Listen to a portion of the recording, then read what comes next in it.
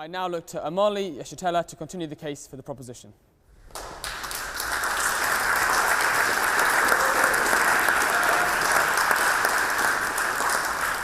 Mr. President, ladies and gentlemen, I have only recently come here from the United States of America. And that being the case, I cannot stand before this august body without prefacing my statement in defense of closer unity of Africa, without stating first my unconditional solidarity with President Maduro and the government and people of Venezuela, who are currently under attack, savage attack, by the declining world hegemon of the United States. I think it's absolutely necessary to say that coming from that country, and especially looking at the fact that the United States travels the world preening, presenting itself as the guardian of democracy and the rights of the peoples around the world, where the reality is that Africans who are colonized in the United States represent at least half of the largest prison population in the world. There are more Africans in prison in the United States than there are people in Djibouti or in Equatorial Guinea. And so we find it very difficult, also recognizing that by their own estimates, it would take 228 years for the income of Africans colonized in the United States to equal that of the colonial white population. So it is absolutely necessary for me to stand here today before you expressing total opposition to the United States government terroristic actions against the people of Venezuela with an attempt to starve the people into opposition to their government. Mr. President, brothers and sisters, comrades, it is also necessary for us to say that this question of a closer union with Africa, or between Africans, or within Africa, is not a purely academic question, despite the fact that this debate is occurring within the pinnacle of bourgeois academia.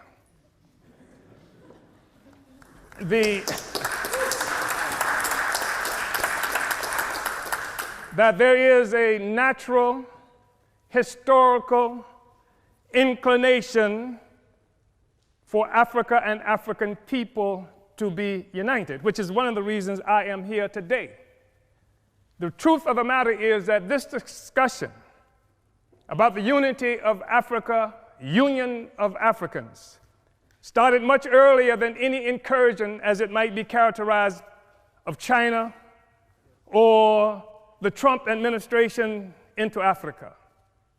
The reality is that Africa came under assault some 600 years ago when Portugal first came and captured African people and initiated the process that would begin capitalism and would establish and consolidate the identity of Europeans in the world. It is a reality that capitalism rests upon a foundation of African slavery. Africans were first capital.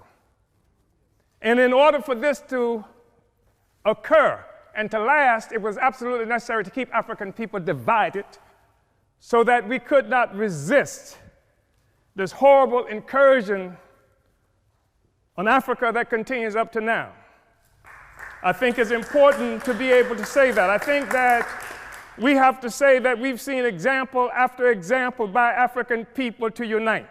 We've seen what used to be warring tribes in this geographical terrain that we occupy at this moment, able to achieve a sense of sameness that people refer to as nations founded on a common economy that came from slavery and colonialism. This is the basis of the unity that we see. If there is a problem with the European Union today, it is because the foundation, the economic foundation of capital, of imperialism, is being stressed by the struggles of the oppressed peoples of the world to take back their resources from this parasite that bleeds Africa, that bleeds the world, that bleeds Afghanistan, that bleeds the people of Yemen who are dying by the thousands even as we have this discussion. This is the basis of a Brexit. It can't stand together anymore because the host is rejecting the parasite. And it's creating crisis throughout Europe and throughout the imperialist world.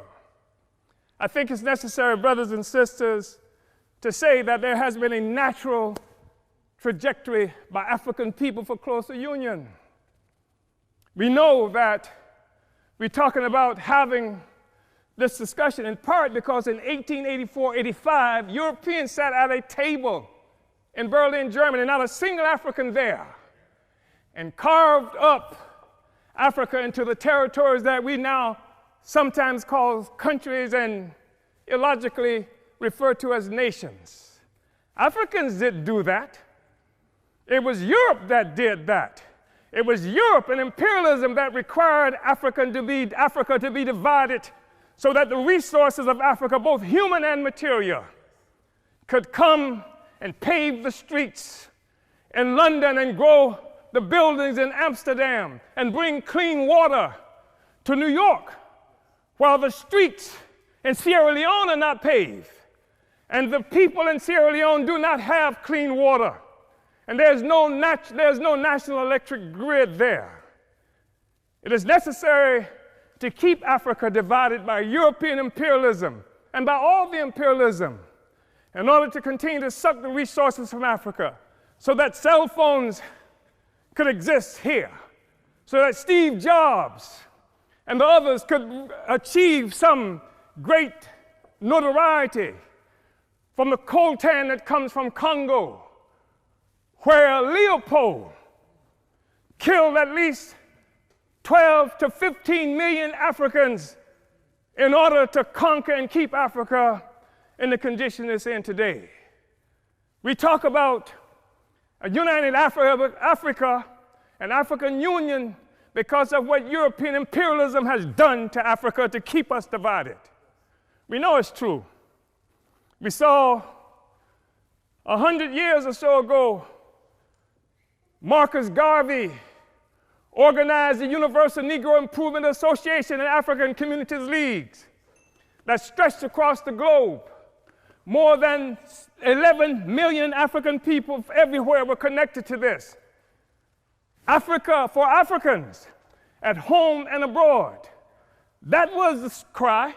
Not Africans for Nigerians that didn't even exist until the British created it in 1915. And Flora Shaw, the mistress who would become the wife of Frederick Lugard, came up with the name nigger area. Not this false national consciousness that has been imposed on Africans around the world, so that when the Portuguese found shrimp on West Africa and then named it for the Portuguese word for shrimp, Cameroon, it is not true that they are shrimp despite the fact that the people call themselves Cameroonians today. It is a false national consciousness. The false national consciousness that created the American Negro, that created the Black Brit, and the Afro-Swede. We are one Africa, one nation, and we must have closer union. But in order for that to happen, it has to be a revolutionary union. The Organization of African Union, created on May 25th, 1963 in Addis Ababa, Ethiopia, was part of an effort to circumvent efforts by Kwame Nkrumah to build a single union of African states. And instead, we come up with an Organization of African Union that codified the colonial borders that were created by Europe in 1884 and 85. We have to be able to break out of this, but it's going to take revolution in order to do this. African revolution in order to do this. African revolution that will destroy imperialism and the world economy that's responsible for the growing immiseration of the masses of people around the world. Uhuru.